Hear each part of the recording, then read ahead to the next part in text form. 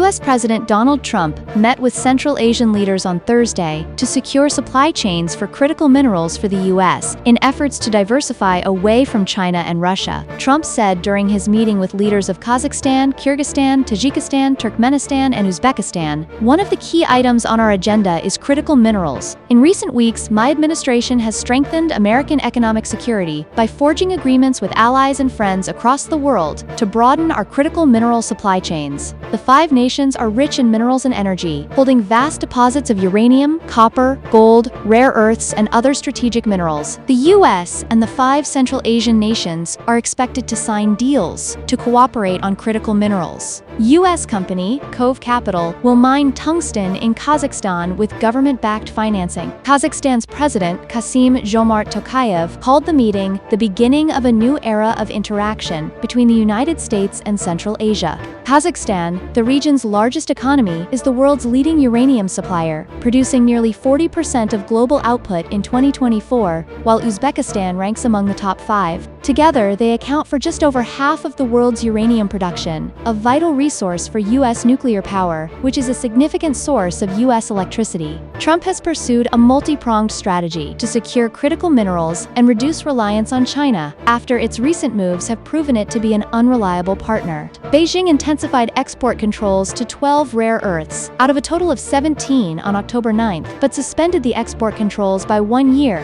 during the Trump-Xi meeting on October 30th. China dominates global supply chains and is responsible for more than 90% of the world's rare earth processing and magnet production. Russia supplies roughly 20% of the U.S. imported uranium, making diversification increasingly urgent. The U.S. also reached an agreement for Boeing to sell up to 37 airplanes to airlines in Kazakhstan, Tajikistan, and Uzbekistan, according to a government statement. Kazakhstan also took the symbolic step of joining the Abraham Accords, mooted by Trump during his first term, to normalize diplomatic relations between Israel and Arab nations. Shavkat Mirziyoyev, president of Uzbekistan, called Trump the president of the world and proposed setting up a permanent secretariat in Central Asia. The U.S. and Uzbekistan signed a deal. Trump wrote on Truth Social, "Over the next 3 years, Uzbekistan will be purchasing and investing almost $35 billion and, in the next 10 years, over $100 billion in key American sectors, including critical minerals, aviation, automotive parts, infrastructure, agriculture, energy and chemicals, information technology, and others."